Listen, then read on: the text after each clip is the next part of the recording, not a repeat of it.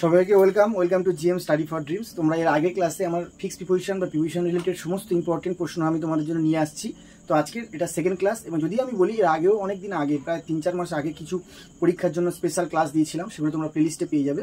তো একটা সিট যদি ছিনিয়ে নিতে হয়, ভোট গণনা পর্ব শেষ, তোমরা সব কিছু জেনে গেছো, সোশ্যাল মিডিয়াতে সব জানো যে তোমাদের পরীক্ষা, যেহেতু ভোটের জন্য সব কিছু মনে হয়েছিল ভোটের পরে হবে। তো সেক্ষেত্রে কেপিডব্লিউপি অ্যাসপিরেন্টসরা সতর্ক হয়ে যাও। পিএসসি অ্যাসপিরেন্ট যারা পুলিশে হবে না, হাইট ওয়েট এগুলো কম আছে, হাইট নেই ন্যাচারালি, তারা কিন্তু তৈরি হয়ে যাও পিএসসির জন্য। আর যাদের হাইট ওয়েট আছে, পুলিশটা স্বপ্ন, খাকি পোশাকটার উপরে স্বপ্ন বা সাদা ইউনিফর্ম কলকাতা পুলিশের, আগেরবারে অল্প নাম্বারের জন্য বাদ গেছো, এবারে পেতে চাও, কারণ এটা প্রথমবার পরীক্ষা বা অ্যাসপিরিয়েন্স, জীবনে একটা নিজের পায়ে দাঁড়ানোর স্বপ্ন, তাই তৈরি হয়ে যাও। ইংরেজি কিন্তু সাবজেক্টটা তোমাদের সেই লক্ষ্যে পৌঁছে দেবে, ঠিক আছে? তাই ইংরেজিটাকে অবহেলা করো না। তোমরা যেভাবে আমার ভিডিওটাকে একবারে প্রথম থেকে লাস্ট পর্যন্ত প্লিজ দেখবে, অবশ্যই তোমাদের সমস্ত মনের প্রশ্নের উত্তর পেয়ে যাবে এবং পরীক্ষার জন্য সঠিক রাস্তা খুঁজে পাবে। কোন কোন টপিকগুলো পড়লে এই 10 নম্বর ইংরেজিতে তোমরা সঠিক টপিকগুলো খুঁজে পাবে। চলো প্রথম থেকে লাস্ট পর্যন্ত ক্লাসটা দেখো, স্কিপ না করে। প্রথমেই আমরা প্রিপোজিশন, ফিক্সড প্রিপোজিশন সম্পর্কে একটা ছোট্ট লাইন বলে নেবো, যে এটা কি। প্রিপোজিশন মানে প্রি কথার অর্থ আগে, পজিশন কথার অর্থ বসে। প্রিপোজিশন হচ্ছে কি, নাউন বা নাউন বিশেষ স্পেসিক্যালি কি করে, নাউন বা প্রোনাউনের আগে বসে বাক্যের মধ্যে তাদের সম্পর্কটাকে সুন্দর করে। যদি আমরা বলি এই যে pen, the pen is on the whiteboard, এই যে স্পর্শ করে আছে, এটা অন আমরা বলি। সেক্ষেত্রে এই অনটা বসানোর ফলে সুন্দর একটা সামঞ্জস্যপূর্ণ বাক্য পূর্ণ হয়। আরও কিছু প্রিপোজিশন আছে যেগুলো সবসময় এই ওয়ার্ডটার উপর ওটাই বসে, যেমন অ্যাডিক্টেড টু আগের দিন আমরা করেছি, এবিলিটি ইন আমরা করেছি, অ্যাবজর্ব মানে নিমগ্ন কোনো কিছুর মধ্যে, তারপরে ইন বসে। ঠিক এরকম প্রথম যেটা আমাদের আছে যে গৌরব ইজ গুড ড্যাশ ম্যাথমেটিক্স, বা ইংলিশ হতে পারে, যে কোনো সাবজেক্ট হতে পারে, ইংলিশ ল্যাঙ্গুয়েজ। এই যে ভাষা, কোনো সাবজেক্টের উপরে ভালো যখন বলবে তখন হবে অ্যাড বসবে। কিন্তু যখনই এবিলিটির কথা আসবে, এবিলিটি সক্ষমতার কথা চলে আসবে, তখন কিন্তু ইন আসবে। এটা সবসময় মনে রাখবে, বিগত বহু পরীক্ষা এটা আসছে। এবিলিটি ইন আর গুড অ্যাট মানে ভালো, ম্যাথামেটিক্স ভালো, অঙ্কে ভালো, ইংরেজিতে ভালো। নেক্সট কি আছে, হি ওয়াজ চার্জ ড্যাশ থেফট, ঠিক আছে?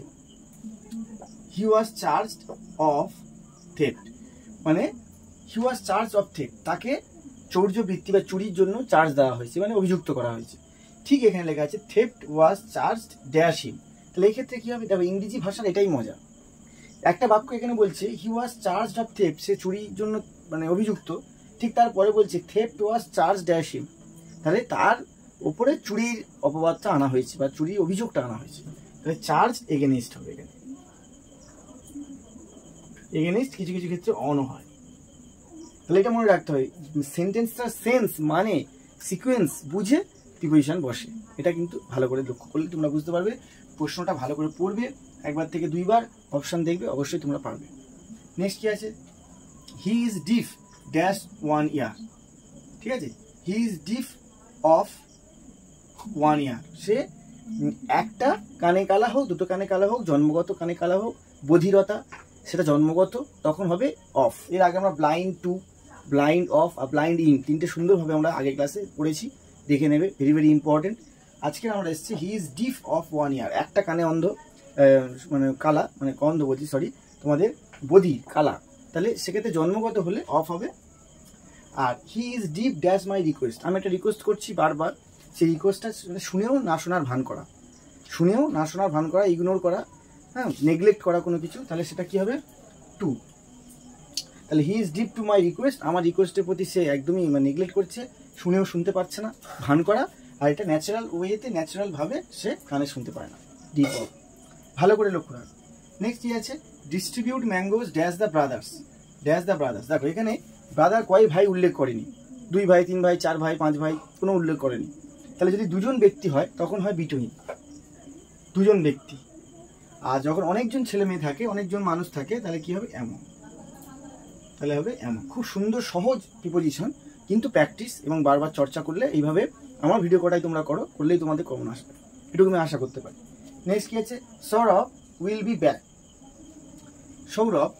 B back dash a week, for a week, for তো হবে না, কেন, ফর মানে ধরে, সে কি 1 সপ্তাহ ধরে আসবে না। Will be back a week বলে মানেটা বোঝো, বলছে 1 সপ্তাহের মধ্যে ফিরে আসবে, 1 সপ্তাহের মধ্যে মানে বলেন আমি 1 সপ্তাহের মধ্যে ফিরে আসবো, তাহলে এখানে দেখো অ্যাবাউট হবেই না, তাহলে কি হবে, ইন। আরেকটা প্রিপোজিশন হয় সেটা হচ্ছে উইদিন। উইদিন এটাও হয়, উইদিন এ উইক, তার মধ্যে ফিরে আসতে পারে, ইন এ উইক ফিরে আসতে পারে। চলো next, I shall go home, খুব ভালো। I shall go home dash train bus metro. Metro হোক, ট্রেন হোক, বাস হোক, বা কোনো ভেহিকেল মানে কোনো যানবাহন, কোনো যানবাহনের কথা আমি বলছি। সেক্ষেত্রে কী হবে, সবসময় বাই। কোনো যানবাহনের মাধ্যমে ট্রেনে চড়া, যানবাহন চড়া, সাইকেল চড়া, কোনো সেগুলোর ক্ষেত্রে বাই বসে, মেট্রো হোক যাই খুশি, তাহলে আমাদের বাই। আর যদি পায়ে হেঁটে যাওয়ার কথা বলে অন ফুট, অন ফুট, পায়ে হেঁটে বললে অন ফুট। নেক্সট কি আছে, birds and animals live in the lap dash nature. NATUR, nature মানে প্রকৃতি। বলছে পাখিরা এবং প্রাণীরা live in the lap dash nature, প্রকৃতির কোলে বাস করে। কারা? পাখিরা, প্রাণীকুল, ঠিক সবাই। Lap of nature, lap of nature, প্রকৃতির কোল। কার কোল? প্রকৃতির কোলে বেঁচে থাকে, তাহলে lap of nature. I hope your mother will recover soon. বলছি এটা কিন্তু অ্যাপ্রোপ্রিয়েট প্রিপোজিশন নয়, একটা গ্রুপ ভার্ব, কিন্তু তোমাদের অ্যাপ্রোপ্রিয়েট প্রিপোজিশন আর গ্রুপ ভার্বের সঙ্গে অনেক রিলেটেড সম্পর্ক রয়েছে। গ্রুপ ভার্ব করলে অ্যাপ্রোপ্রিয়েট প্রিপোজিশন কাজে লাগবে, আবার অ্যাপ্রোপ্রিয়েট প্রিপোজিশন করলে গ্রুপ ভার্বে কাজে লাগবে। তো সেক্ষেত্রে এখানে বলছে I hope your mother will recover, এই যে ওয়ার্ডটা, এটাকে ব্ল্যাক কালার দিয়ে বা আন্ডারলাইন করা থাকবে। এইটার ইংরেজি টার্ম, এইটার ভিসাল নোটটা অপশনে দেওয়া থাকবে। তাহলে রিকভার মানে যা, কাম রাউন্ড মানেও তাই।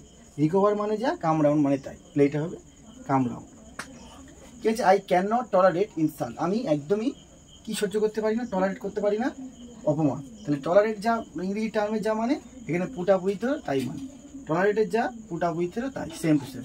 টলারেট মানে সহ্য করা, পুট আপ উইথ মানে সহ্য করা।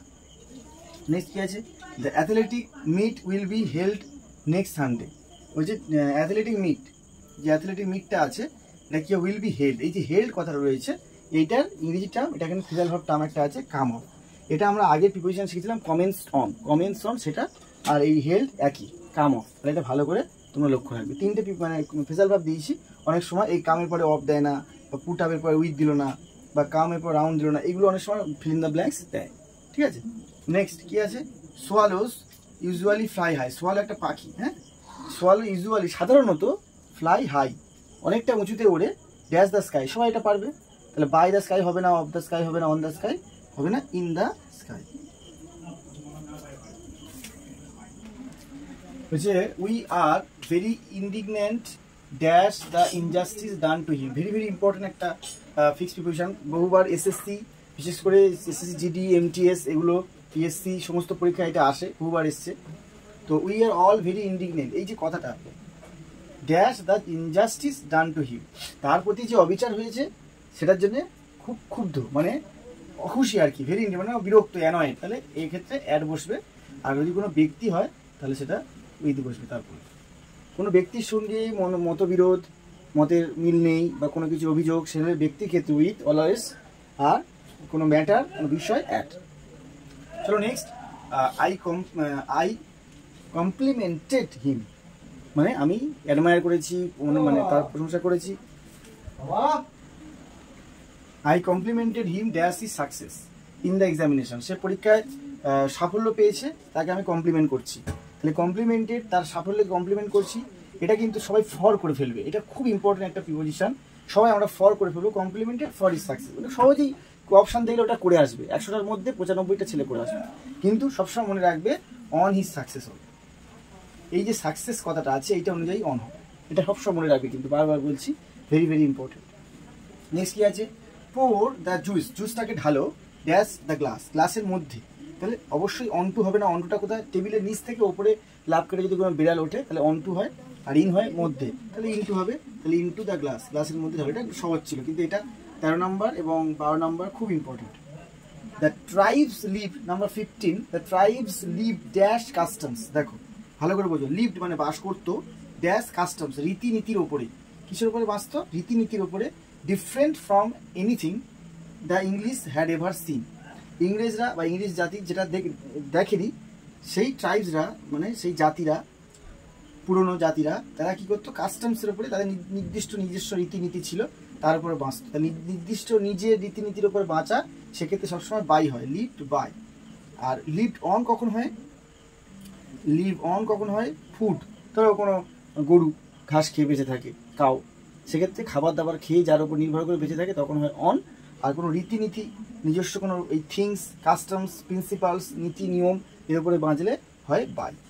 তাহলে এই জিনিসগুলো ছোটো ছোটো ডিফারেন্স, এইগুলোই হচ্ছে পরীক্ষায় মাথায় নিয়ে আসতে হবে এবং প্র্যাকটিস করতে হবে। অবশ্যই ইজিলি তোমরা পারবে, একদমই টেনশনের কিছু নেই। নেক্সট আছে কি, উই ওয়ার্নড হার, আমরা তাকে সতর্ক করেছিলাম, ড্যাশ ডেঞ্জার, বিপদের যে বিপদ আছে আমরা সতর্ক করেছিলাম। তাহলে কী হবে, of, warned of, warned of, কোথায় ওয়ার্নড অফ হয়, কোনো বিপদের আশঙ্কা আছে সেটাই ওয়ার্নড অফ করলাম। এবার যদি বলি এগেনেস্ট কখন হবে, কিছু কিছু ক্ষেত্রে ওয়ার্নডের পরে এগেনেস্ট হয়, সেটা কোথায় হয়, উইকনেস, নেচার মানে দুর্বলতা, তার প্রকৃতি, উইকনেস, এইসব ক্ষেত্রে এগেনেস্ট বসে। ওয়ার্ন এগেনেস্ট নেচার বা উইকনেস, দুর্বলতার ক্ষেত্রে ওয়ার্ন এগেনেস্ট হয়, আর কোনো বিপদের ক্ষেত্রে অফ হয়, ওয়ার্ন অফ। 17 এবং লাস্ট, উই অল লাফড, আমরা সবাই হেসেছিলাম, ড্যাশ দ্য অ্যাফেয়ার, এই ঘটনাটা শুনে আমরা সবাই হেসেছিলাম। তাহলে ওভার দ্য অ্যাফেয়ার, খুব ভালো করে দেখো, ওভার আছে, উইথ আছে, ফর আছে, তাহলে কেউ মিলিয়ে দেখবে না যে লাফড উইথ, লাফড ফর, তখন এর সাথে মিলে যাবে, সেটা করে চলে আসবে না।